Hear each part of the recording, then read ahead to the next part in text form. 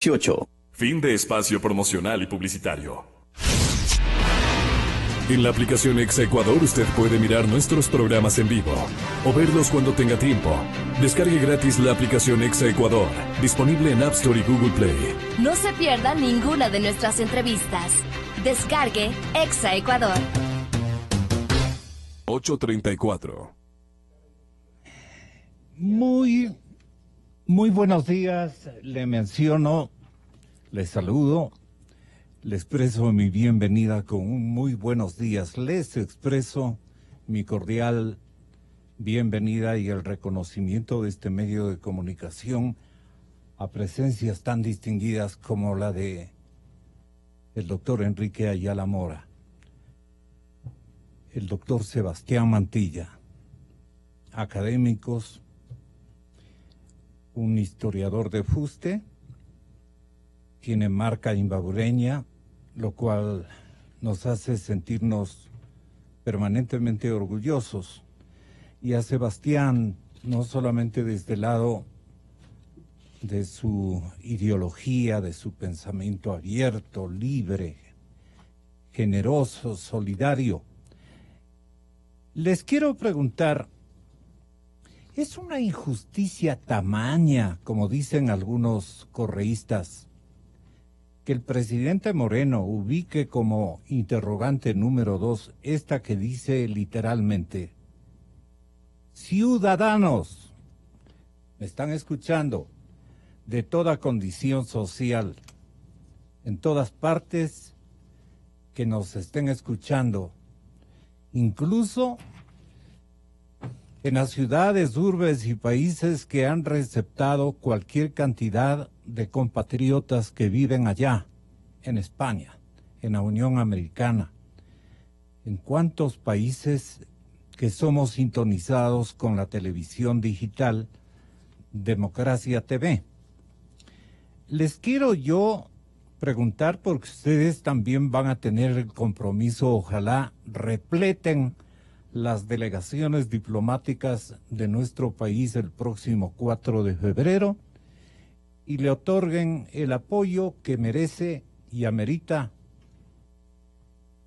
un hombre de izquierda, pero que quiere consultarnos a los que pensamos no tan de forma izquierdista, que tenemos, digamos, una mentalidad socialdemócrata.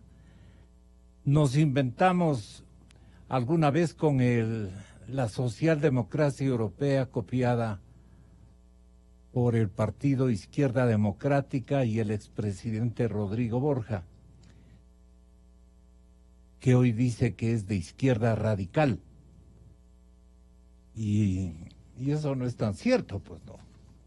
Pero en fin, el señor presidente Moreno, él sí, un hombre de izquierda.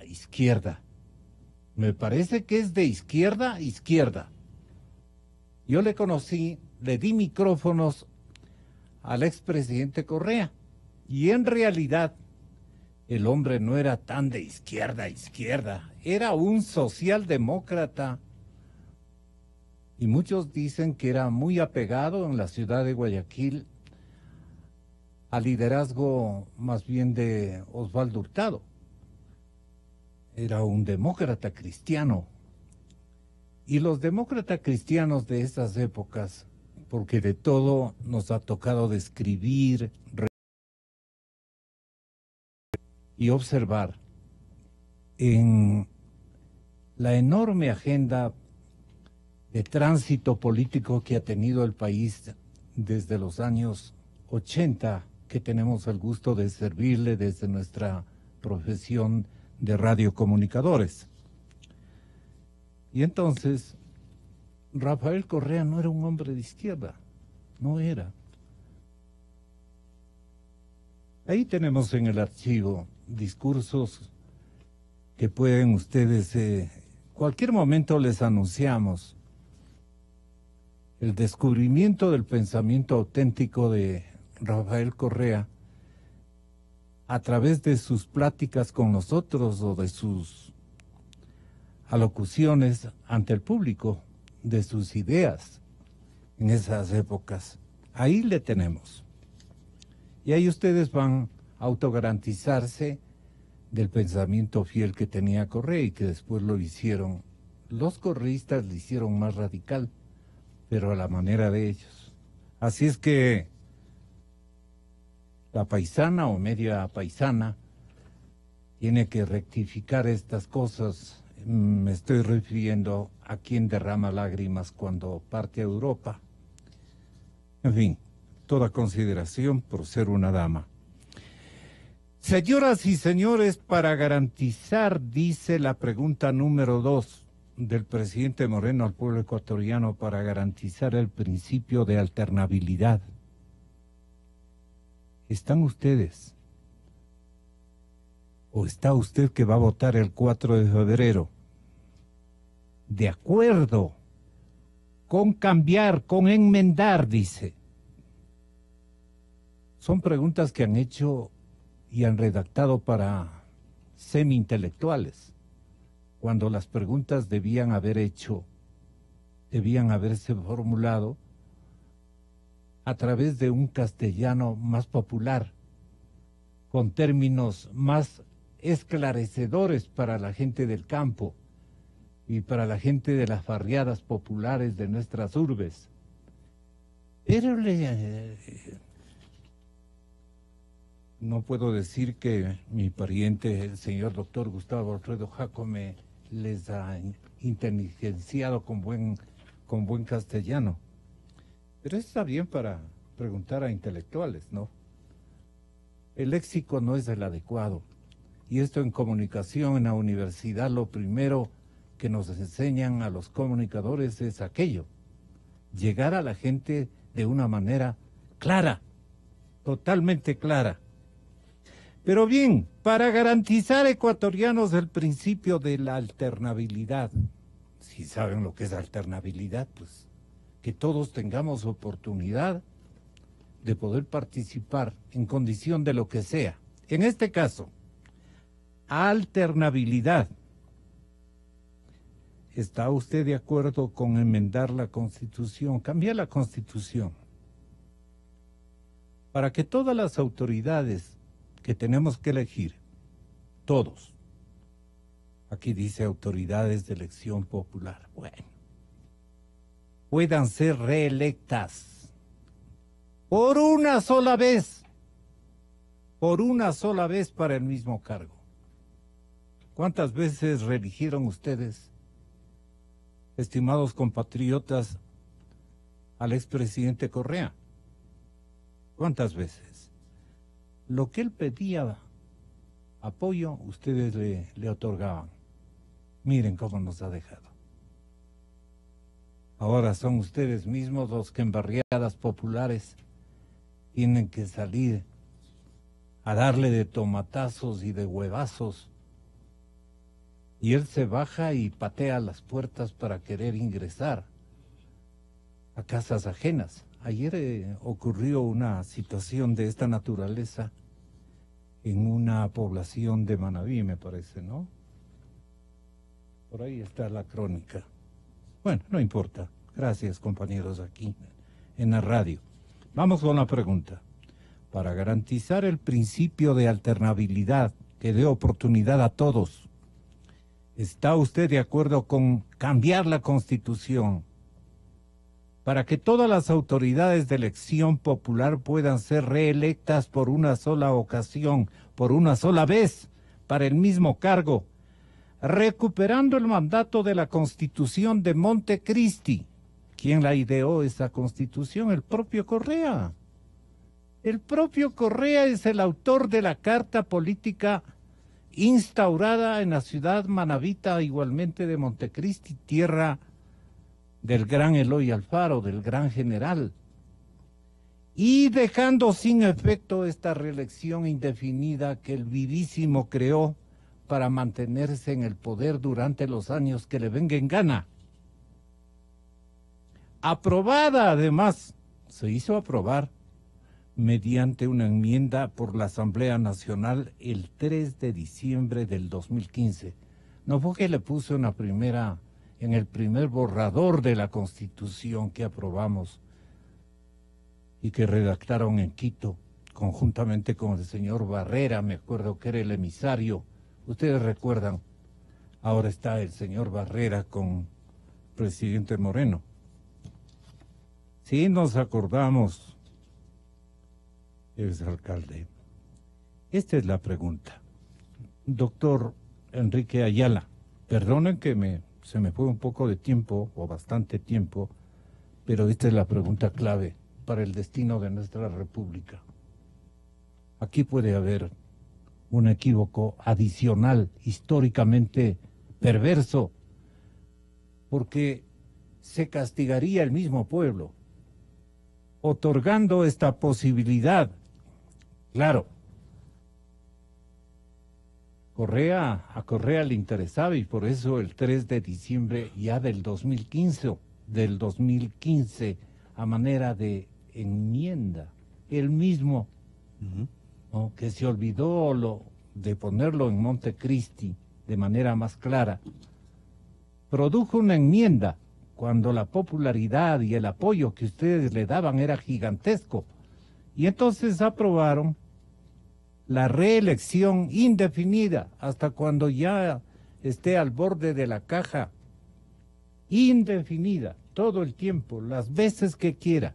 Total, dice, son los pueblos los que eligen. ¿Qué le parece a usted como historiador esta circunstancia, doctor Enrique Ayala Mora? Bienvenido a la cadena Democracia. Esto pasó de entrevista a un comentario, pero estoy consciente de que es indispensable hacerle advertir a la gente luego de un off the record muy interesante que nos planteamos aquí. Cómo no, gracias por la Enrique, invitación, bienvenido. Gonzalo, a Sebastián también un abrazo por su concurrencia, vamos a conversar aquí. Y yo creo que hay que en este punto observar 3 puntos que me parecen básicos. Primero, en la historia del país y de América Latina, las posiciones democráticas, las posiciones de verdadera izquierda, siempre han estado por la no reelección indefinida, siempre. Son los dictadores, los autócratas, los sirvientes del imperialismo, los que han sido partidarios de perpetuarse en el poder. El discurso que da... ¿Qué tiene que ver el imperialismo? ¿O es...? Lo voy a demostrar clarísimamente, porque muchos de esos gobernantes que se perpetuaron eran lacayos del capital extranjero. Claro, Correa dirá que no tuvo buenas relaciones, al menos superficialmente, con el capital norteamericano, pero hay que preguntar qué pasó con el capital chino, entre paréntesis. Pero no, el discurso sobre la democracia que está dando Correa, el discurso que está dando sobre la necesidad de mantener la reelección indefinida, Ricardo Patiño, por ejemplo, no es el discurso de Salvador Allende, que era un verdadero demócrata, partidario de la no reelección después de un periodo. No era el discurso de las grandes figuras de la izquierda latinoamericana, era el discurso de Somoza, era el discurso de... Lo mismo que le dicen sobre Correa, decían sobre Somoza, sobre Stroessner, sobre Trujillo, que el pueblo... Pero decida. ellos se amparan en los Castro. ¿Ahí qué puede decir el historiador Ayala? Que tampoco me gusta el que se haya perpetuado en el poder esa forma de... A mí no me gusta, yo soy un gran admirador de la Revolución Cubana y de Fidel, pero aclaremos una cosa. En todo caso, Fidel sí renunció al poder, que es lo que no quiere Correa. Correa no quiso aflojar y por eso quiso quedarse mandando a través del presidente actual, que no le dejó. Al menos Fidel en su momento se fue, renunció. Pasó 10 años fuera del poder. Aclaremos eso. Pero lo que es importante es eso. El discurso de la reelección indefinida ha sido el discurso de los dictadores, de los caudillos y de los verdaderos demócratas de América Latina. Ha sido siempre el de la alternabilidad. Pues no me vengan aquí los que han querido quedarse en el poder a la brava, a patadas, como Flores, como García Moreno, como Arroyo del Río, esos han estado por la reelección indefinida, por la continuidad. Los verdaderos demócratas de este país han sido siempre partidarios de que haya un tope ¿Por qué? Por una razón muy simple. Porque no hay igualdad de condiciones con quien ya está en el poder o quien ya tiene recursos, con la gente común y corriente. Porque el que esté en el poder, desde el poder busca la reelección, y esa no es una forma justa de competir. Por eso hay que ponerle un límite. Eso es lo democrático. Pero pongamos 2 ejemplos más. A los que no les gusta a los que no les gusta el socialismo ni la izquierda. En Estados Unidos había reelección indefinida, hasta que un gran presidente fue reelecto 4 veces. Pero ni ese gran presidente que fue Roosevelt le dijeron que convenía repetir. Y aprobaron una de las pocas enmiendas constitucionales de Estados Unidos para establecer la reelección solamente en un periodo. En escenario de guerra casi. Así es. Entonces, fíjense ustedes que no es que aquí es un problema de izquierda o derecha, es un problema de quienes creen en la democracia y quienes creen en el autoritarismo y en la dictadura.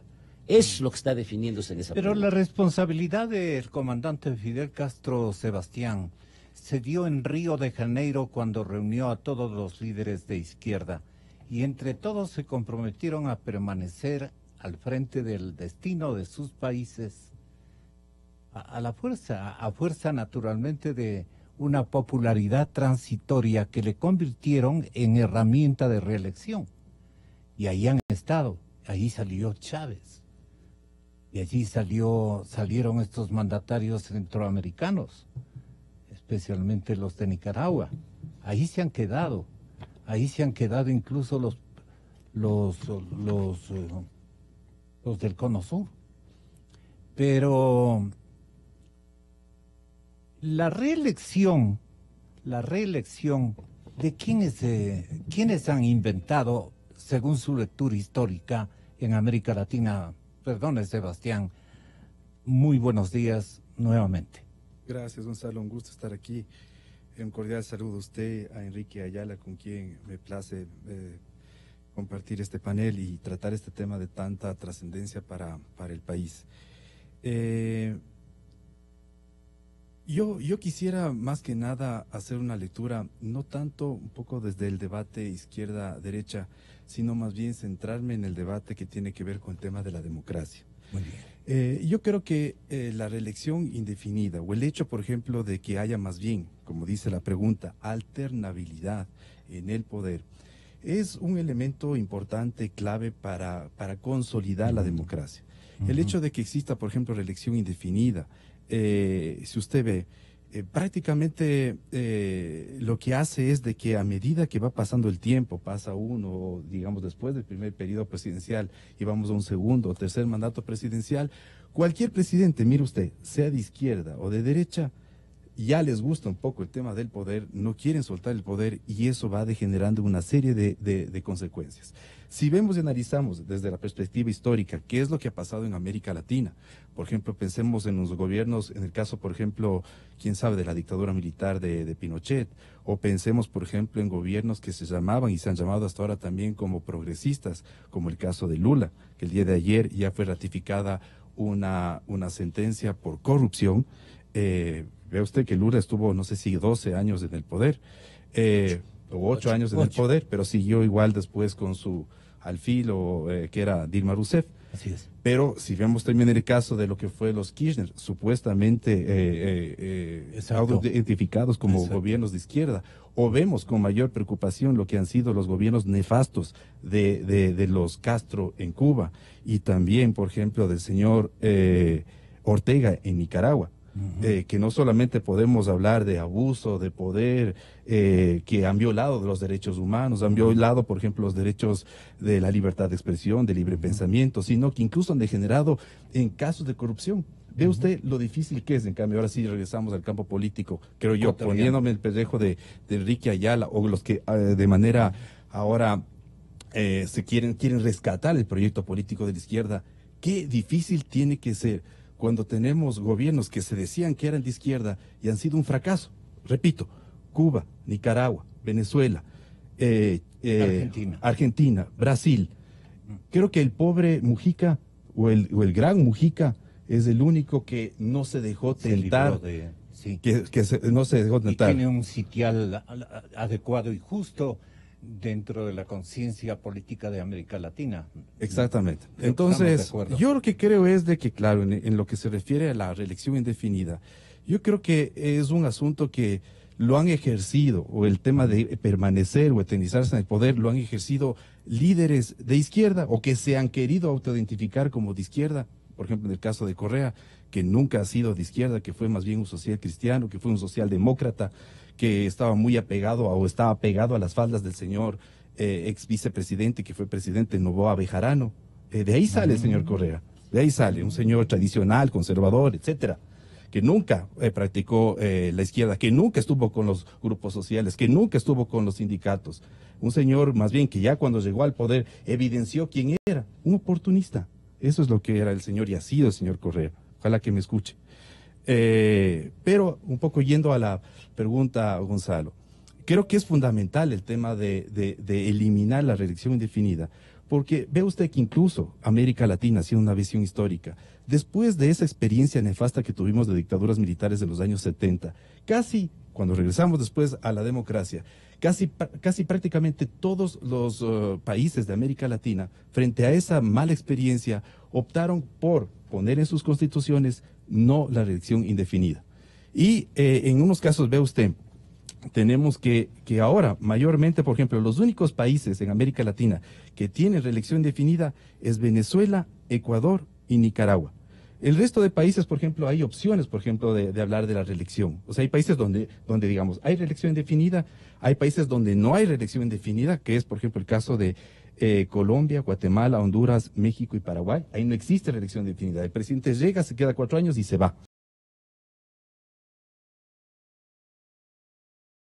Hay una opción de reelección inmediata, es decir, uno termina el periodo y digamos, si uno tuvo una buena gestión en la presidencia, tiene la opción de presentarse de nuevo y eso se llama como reelección inmediata.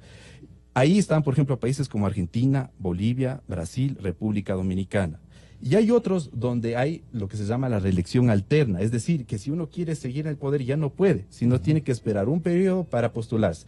Ahí están los casos, por ejemplo, de Chile. Ve usted, Bachelet volvió al poder. El caso de Piñera regresó ahora al poder, pero después de un mandato. Pero Chile, Costa Rica, Salvador, Panamá, Perú y Uruguay tienen la reelección alterna. Yo le diría que un poco de todas las opciones que hay, tal vez la reelección alterna es tal vez un punto medio, un punto que no tanto, digo yo, está con la izquierda o la derecha, sino que está con la democracia, con la alternabilidad. ¿Se han garantizado estas naciones con estabilidad democrática, respetando la alternancia política?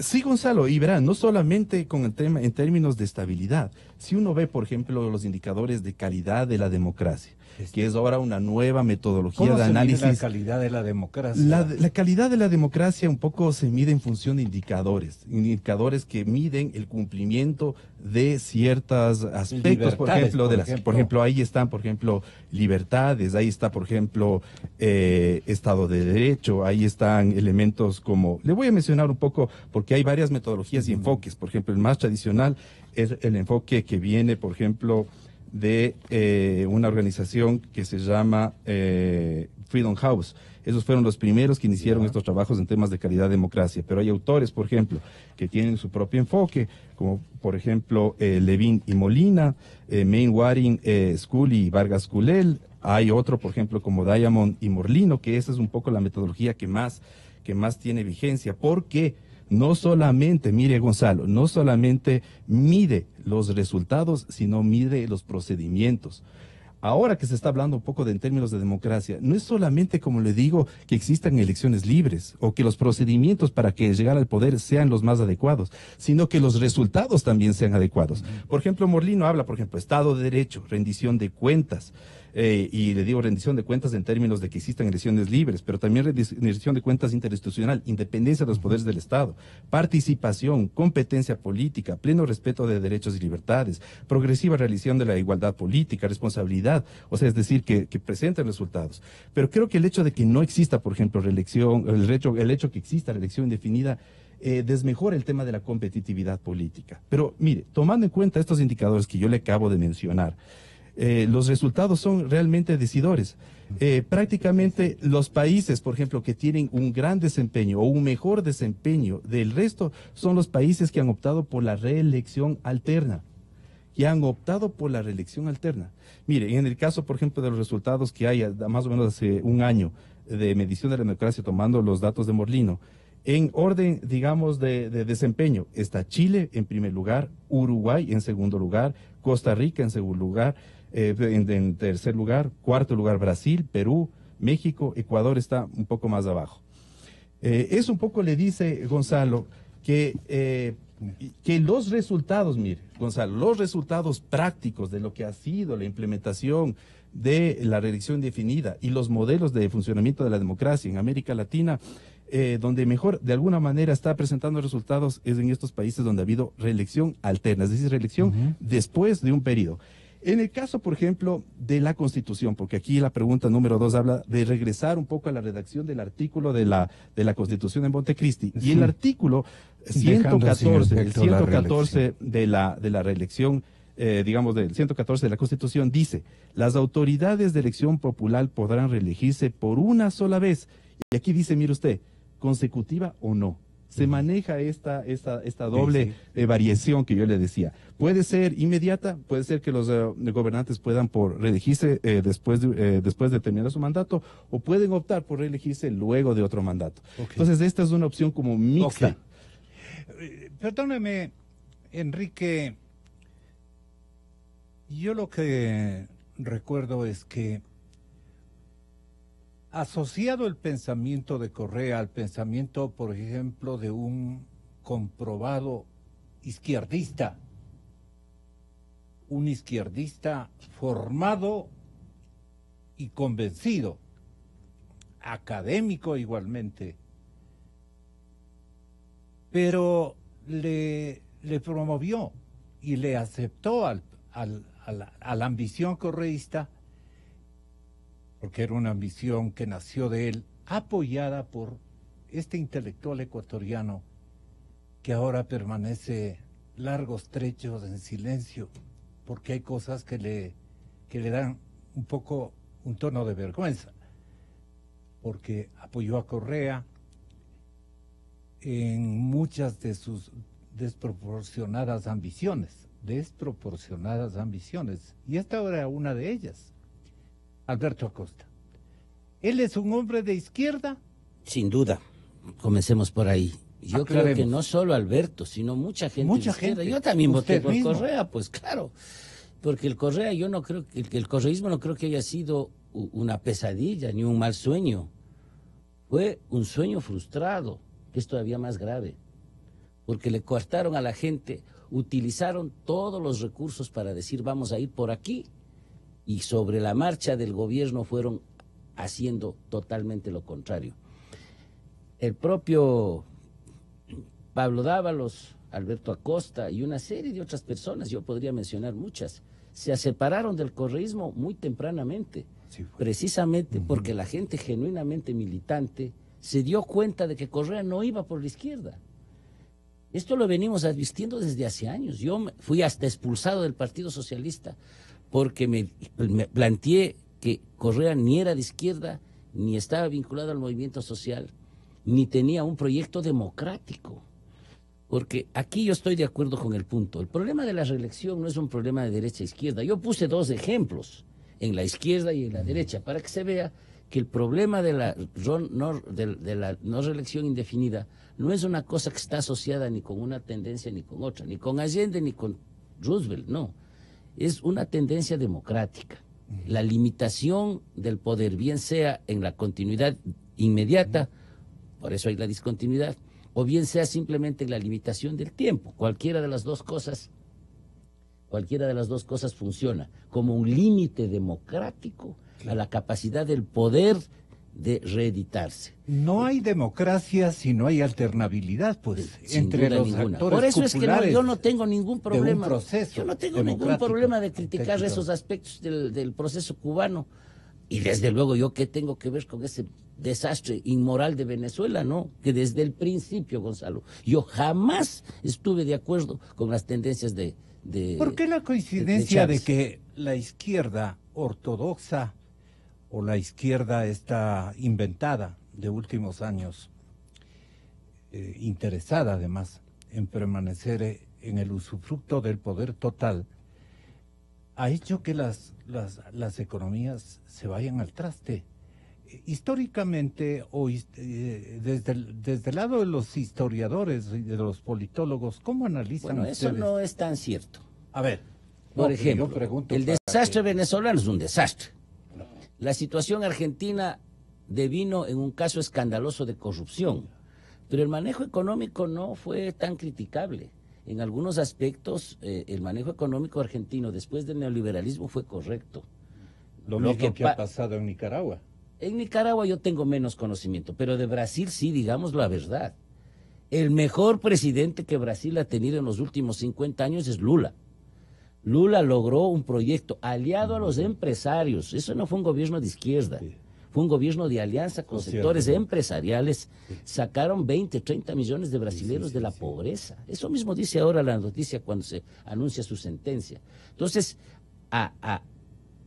a Lula no se le puede decir que hizo un mal gobierno. Todos reconocen. Yo tengo un muy buen amigo, el rector de la Universidad, de la Universidad Cándido Méndez de Brasil, me decía, después de 50 años nadie va a averiguar si fue o no fue socialista Lula. Pero todos recordarán que fue el gran presidente que impulsó el Brasil potencia mundial. Entonces, hay que reconocer eso. Sí. Ahora, que hay un grave caso de corrupción ahí, es evidente, pues, Sí. que nadie puede defender y decir qué lástima que el poder lleve a eso. Y en eso no podemos ser solidarios, pero distingamos. No es que siempre ha habido un modelo llamado así, entre paréntesis, de izquierda, que ha ido al fracaso. En los mismos años En de lo que Bolivia- yo recuerdo, en Bolivia- Alan García en el Perú, el Maduro, Bueno, perdón, Alan García no era de izquierda, era aprista, que es un partido populista del Perú que nunca tuvo nada que ver con la izquierda. Aclaremos. Sí. Pero en Bolivia yo creo que hay Pero se las críticas. daba de izquierda. Bueno, sí, pero también lo que pasa es que en el nivel internacional Se tenemos llevaba muchas muy bien con deformaciones. el presidente brasileño. Pero en ese entonces era Fernando Enrique Cardoso. Pues. No. Claro, claro. Yo Cuando- recuerdo que en Manaos fueron a dar a Alan García. pero en una después, en cita su de segundo presidentes. periodo, cuando ya no estaba en el plan, Y ahí cayó el brasileño. Ahí Sí, se pero encontró primero fue Sarney con el y después- entonces presidente ecuatoriano Rodrigo Borja. Claro, en pero la en esa cita de época no Manaos. era presidente Sí. Lula. Yo estuve Ni era ahí. presidente. El Bueno, canciller pero era Gonzalo, Valencia. volvamos al Ok. punto que me parece importante aquí. Es decir, no es cuestión de absolutizar nada. Yo creo que esto de idealizar a los políticos y de volverlos, de canonizar a Fidel Castro, una estupidez. Claro. Porque Fidel Castro era un político excelente, un gran líder revolucionario que tiene que ser juzgado por la historia en términos de equidad, viendo el proceso como se dio, y no tratar aquí de, ya digo, aquí canonizamos a todos. Hay San Alfaro, otro época había San García Moreno. No tiene sentido. En el país tenemos que tener proporciones. Y para eso hay que analizar con frialdad las cosas. Y por otro lado, yo creo que Correa no fue de izquierda para nunca usted. en su vida, yo nunca jamás, yo estoy desde muy pequeño en el movimiento y social. Lenín Moreno, que ayer él sí, Él sí. Lenin sí, yo recuerdo yo estaba en la Católica, pero yo recuerdo de una campaña de la FEUE, que Germán Rodas era candidato a la presidencia de la FEUE, Ya. ¿no? Y Lenin era uno de los principales activistas de esa campaña. En esa época, obviamente, él no tenía la discapacidad que hoy tiene. Era un compañero militante que todo el mundo reconocía como tal. Sí. Ahora, esto no quiere decir... Ayer le echó estas flores a Correa. Que no se diga que el gobierno pasado ha sido el más honesto de la historia, como decía por allí alguien desde el ático. No puede ser posible, no es verdad, no es verdad. Comience reconociendo la corrupción de su gobierno, señor, y nosotros no vamos a permitir que los corruptos queden impunes. No hay predestinados, no hay alumbrados, no hay enviados de Dios. Y si los ha enviado allá, es porque allá seguramente en el cielo no los soportaba. Lenín Moreno hablaba de la reelección ayer. Y los principios fundacionales del Movimiento Alianza País decían no a la reelección indefinida, para evitar precisamente que se conviertan en lo que suele convertirse los señores dueños del poder, en autoritarismo y en más de una ocasión en corrupción y a veces con crímenes. Entonces nosotros, para darle la oportunidad al ciudadano a que decida aquello que no se le permitió hacer hace 2 años, que era decidir si es que quiere o no la reelección indefinida, lo hemos puesto a consideración de la ciudadanía. Si la ciudadanía no quiere la reelección, pues bien, no la reelección indefinida. Si quiere la reelección indefinida, pues el gobierno sabrá respetar la decisión que tome el pueblo. La pregunta número 2, doctor Ayala, es de enorme trascendencia para esta parte de la historia ecuatoriana. Le pregunto. Yo creo que tiene trascendencia, es importante, pero tampoco es un asunto tan definitorio. Yo creo que Correa, además, no necesita solamente ser impedido legalmente.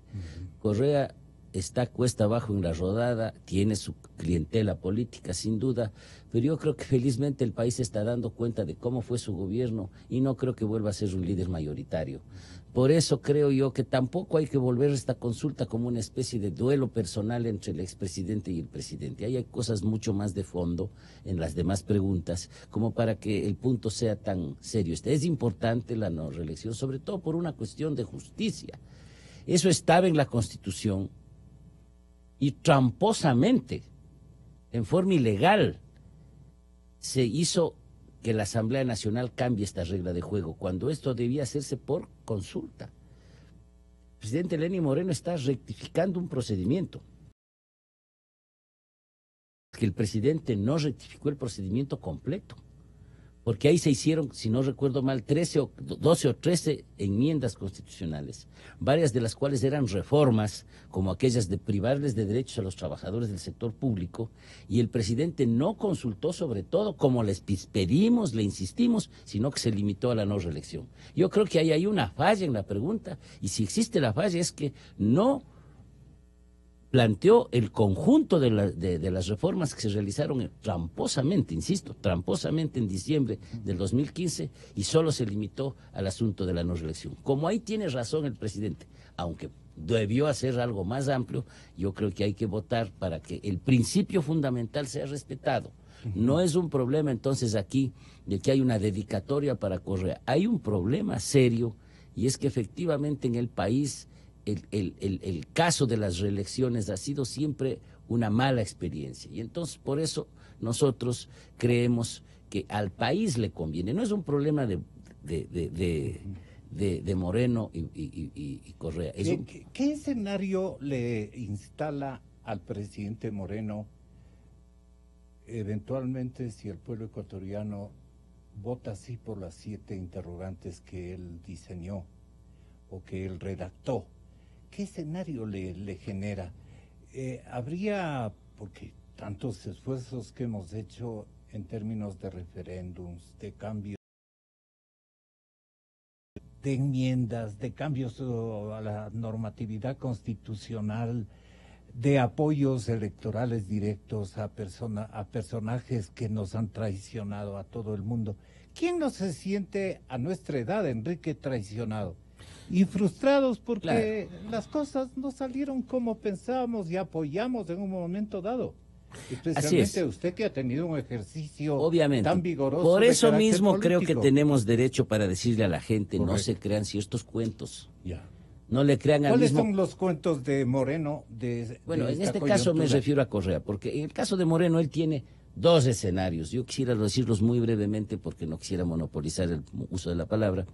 Y el primer escenario es que la consulta solo es el primer paso de un proceso de reforma radical que yo creo que algún rato va a determinar una asamblea constituyente. Es decir, las reformas que se están haciendo son necesarias, pero todavía muy pequeñas, todavía muy parciales. La reforma radical de la estructura del Estado tiene que darse desmantelando todo ese tramado de autoritarismo que hay que simplemente ponerlo de lado y establecer un régimen democrático. Entonces, para la izquierda y para la derecha, no es un constituyente. Yo siempre creo que algún momento va a tener que reunirse una constituyente y hay que prepararse para eso. El presidente ha dado este paso, que fue su decisión darla, pero luego va a sentirse esa necesidad. No es una cuestión urgente, hay que irse preparando para el efecto, y ese es el primer escenario, el escenario jurídico, digamos. El saber que no solamente es que la consulta no es un punto de llegada, sino un punto de partida. Y el segundo escenario es más complejo. Estuvieron ustedes conversando antes de nuestra intervención precisamente sobre eso. Y es que el presidente va a tener que afrontar, ahí sí, ya los temas económicos, los temas de gobierno, Ya el enemigo no va a ser Correa, yo creo que va a ser contundentemente derrotado, pero ahí sí ya tendremos que ver qué es lo que el presidente plantea en su plan social y económico, y eso es más difícil. Ese escenario yo no lo veo claro todavía, el presidente tiene que tomar todavía muchas decisiones. El endeudamiento y... Sin duda ninguna. El endeudamiento del país estorba en toda forma de diseño. Es inverosímil. Claro. Que después de una década de tanto auge económico, el país quede en quiebra. Eso no ha pasado nunca en la historia del Ecuador ni en la historia de América Latina. Por el paralelismo de gastarse todas las reservas, todo el dinero. Todo lo que no tenían. Y además endeudarse. Esa polarización de un arbitrio, de dos arbitrios prohibidos. Si ya tenía dinero, ¿para qué se endeudó? Recibir más plata que nunca. Así es. Y quedar más endeudados que nunca. Esa es la peor solución de la tierra, y eso es culpa del correísmo. En eso Moreno obviamente es más bien la víctima. ¿Y usted como historiador correísmo? Al proceso que se inició con el triunfo de Correa y terminó pervirtiendo al gobierno hasta crear lo que es ahora, pues. Este tipo que efectivamente se baja de la camioneta a patear las puertas y a querer insultar a las ancianas que le gritan corrupto, que le tiran huevos. El problema también es que el Correa que comenzó no es pues este ya es un guiñapo, es una caricatura de lo que comenzó siendo, ¿no es cierto? Por eso entonces yo creo que esa es otra cosa, la perpetuarse en el poder lleva a eso. Todas las que se han continuado en el poder terminan siempre en alguna situación de o corrupción o de intento de autoritarismo. Entonces, por eso me parece que el presidente ahora tiene este gran desafío para el cual tiene que realmente hacer ejercicio genuino del diálogo, y para eso yo creo añadir simplemente antes de concluir una cosa. Es muy bueno que hayan posturas opuestas, que hayan personas como Pablo Dávalos que defiendan una postura de izquierda, y que hayan, claro, economistas más tradicionales como este núcleo que lidera Alberto Dajic, que digan cuáles son las soluciones y que haya debate. Y que además la gente progresista de izquierda tenga posturas técnicas, porque no resulta que la izquierda es Correa. Correa no es la izquierda. Correa es un populismo podrido que no representa a la izquierda, que fue oportunista con los empresarios en su momento. ¿Qué ideología tiene este populismo? Los populistas no tienen ideología. Yo sé. Todos los populistas latinoamericanos tienen un discurso contradictorio. Yo te mandé, Gonzalo, un librito que lo voy a hacer y ahora le ofrezco a Sebastián. Yo escribí hace años un estudio sobre el bolivarianismo en el Ecuador. Y yo me actualicé con la experiencia de Venezuela y Ecuador precisamente. Cómo se ha manipulado el bolivarianismo en el Ecuador y al alfarismo. Y entonces yo creo que todas estas manipulaciones de las figuras de Bolívar, de Alfaro, de Manuela Sáenz, ha sido un instrumento para el robo, ha sido un instrumento para hacer de este país un coto de cacería de una serie de aventureros que estoy seguro no han leído ni el forro de la vida de Alfaro, que ni saben qué pensaba Bolívar, comenzando por Correa. Y entonces yo creo que ahí hay que reivindicar que si hay en este país posiciones decentes de izquierda y de derecha que se confronten ideológicamente, que esas son las posiciones reales, y no darle a Correa el crédito de estar siendo, como sucede ahora con las organizaciones políticas españolas, de decir que Correa ha sido de izquierda y por lo tanto hay que hacer campaña por el no. Eso parece gravísimo. ¿Y por qué la coincidencia del raterismo de izquierda, de los gobiernos que se han dicho de izquierda en América del Sur en los últimos años? Le pregunto a otro académico tan distinguido como usted. Tenga la bondad, doctor Mantilla. Gracias, Gonzalo. No sé sinceramente, como le digo, porque la coincidencia, ¿no? La coincidencia. Venezuela. Yo le diría que... Parte de Centroamérica, bastante de Centroamérica. México, más bien el PRI tiene otros alineamientos, pero en América del Sur es donde más ha predominado, digamos, esta situación. Yo creo que no solamente en América del Sur, sino también en América Central. Si usted me pregunta por qué, ahí pueden haber distintas explicaciones. Un tema puede ser por el tema de la cultura política, por el tema sociocultural. Un poco los latinoamericanos tienen una cierta propensión al tema de la corrupción. Y eso no solamente se da, por ejemplo, con líderes de izquierda, sino también de derecha. Vea usted en el caso de Fujimori y algunos otros líderes que se autodominaban de derecha, que también han sido realmente nefastos y corruptos. Pero también igual, una explicación, y eso nos hace relación a la pregunta, al tema que nos está convocando el día de hoy, tiene que ver también con el tema del diseño institucional. Yo creo que en América Latina, después del retorno a la democracia, ese retorno a la democracia que llevó, por ejemplo, a la formulación de nuevas constituciones, no se formularon del todo bien esas constituciones. Y el tema, por ejemplo, de la reelección indefinida viene a ser como se habla, por ejemplo, en el campo de la ciencia política, viene a ser como un engranaje de reloj, como un engranaje de la máquina, que no solamente, que le digo, se soluciona la democracia, quitando, por ejemplo, la reelección indefinida, sino también es necesario la revisión de otros elementos, por ejemplo, ve usted el sistema de asignación de escaños, ve usted, por ejemplo, el Código de la Democracia que habla de cómo tienen que presentarse los partidos políticos. Es decir, son una serie de temas que tienen que ver con eso. Pero, por ejemplo, en el caso, si usted ve, por ejemplo, desde una perspectiva histórica, en el caso, por ejemplo, de Ecuador, cuando retornamos a la democracia y pasamos de esos 10 años o 11 años no diría, un poco menos diría, de 8 años de dictadura, prácticamente lo que se planteaba en esa época era no a la reelección indefinida. Pero es curiosamente que a medida que fue pasando el tiempo, a medida que se fue deteriorando las cosas institucionalmente, las democracias en América Latina, curiosamente uno puede ver que el tema de la reelección indefinida fue tomando como un cierto auge. Yo diría que nosotros, al igual que hace más o menos unos 38 años, cuando regresamos de la dictadura a la democracia, ahora también estamos en una circunstancia parecida.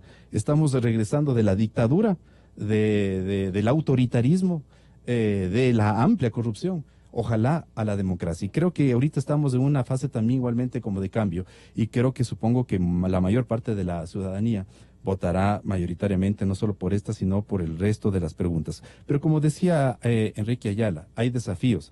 El desafío es en que a la final podamos avanzar con ciertas reformas para fortalecer la democracia. El tema de la reelección definida es una, pero creo que se quedan cortas estas preguntas. ¿Es necesario algún rato hacer, por ejemplo, no sé si una asamblea constituyente o si no, hacer una reforma de la Constitución de ciertos aspectos que son claves? De lo contrario, quedaría enterito el esquema anterior. Exactamente. Entonces ese es un escenario que tiene que tener mucho, digamos, atención el presidente Moreno. ¿De quién debe cuidarse el presidente Moreno? Yo creo... yo tengo que preguntar, ¿no? Tengo que preguntar. Y este momento para mí es una exigencia moral, porque he visto a cuántos mandatarios se han equivocado por sus equipos y sus asesores y sus equipos de trabajo, que después lo han traicionado, que después han sacado sus propios... Han elaborado estrategias para alcanzar sus propias metas y les han traicionado a los que les dieron la oportunidad. Y este momento, desde el lado programático, desde el lado de insertar ideología más de avanzada en términos de un progreso social que no abandone el emprendimiento, que no abandone el concurso de los empresarios, de la gente y de los inversionistas bien intencionados que aman a su país. En este momento los consejos deben abundar en función de estos 3 años y pico que le faltan al presidente Moreno. Allí la última intervención de parte de ustedes. Enrique Ayala Mora. Cómo no, yo creo que el presidente tiene que cuidarse sobre todo del inmediatismo. Haber mandado una terna de 3 ultramilitantes de Alianza País sin darle al Ecuador una especie de gesto de apertura en la vicepresidencia, de contar con el otro 50% que no votó por él, me pareció a mí una equivocación. No tengo objeciones personales a la persona que fue electa, pero sí me hubiera parecido importante que el presidente abra un abanico para que demuestre que él quiere gobernar con todos y no solamente con su partido. En las crisis, No. él mismo dice, y todos sabemos, no se puede hacer gobierno de partido, tiene que hacerse gobierno de más amplio diálogo y participación.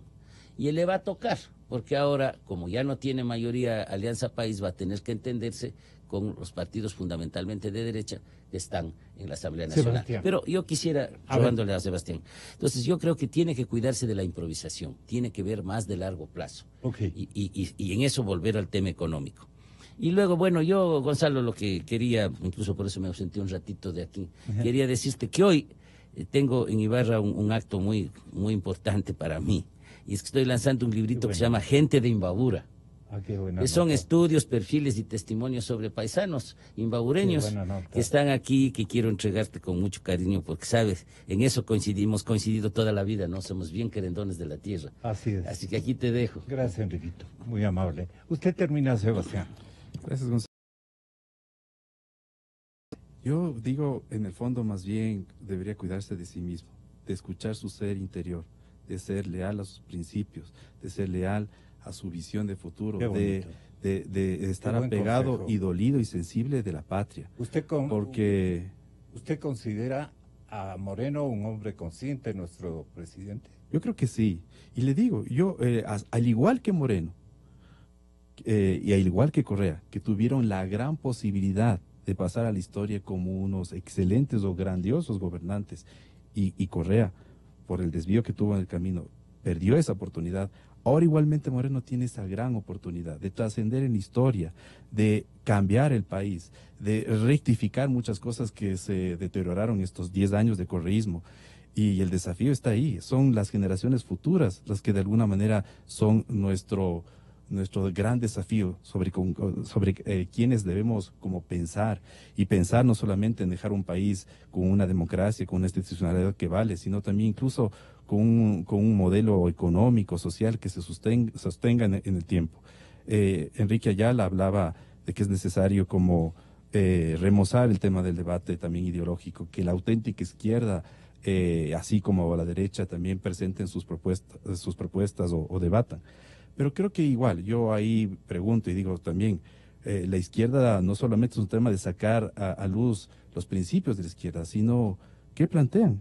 Porque si es que dicen no al nivelarismo, entonces, ¿cómo plantea, por ejemplo, la izquierda salir de la crisis y salir del endeudamiento? Porque no solamente es un tema de debate de principios, de ideas, sino cómo, de manera pragmática, planteamos algo que sirva al país, que sea apto lleve para la coyuntura claro, y que ecuatoriana. sirva, que le digo, para Ya. generar empleo, Ya. para que ese modelo económico se mantenga en el tiempo. Ven el caso de Chile, ciertamente es un modelo que se mantiene, pero que tiene resultados, que arroja resultados, porque más allá del tema de la posición política que puede llegar a tener algún partido político o algún líder político, la importancia ahí básicamente es la gente que está caminando en las calles, que tenga seguridad, que tenga un empleo, que tenga, aunque sea, la esperanza o la posibilidad de que aquí sí hay la cómo, de que aquí hay futuro. chilena. Y eso todavía no hay acá.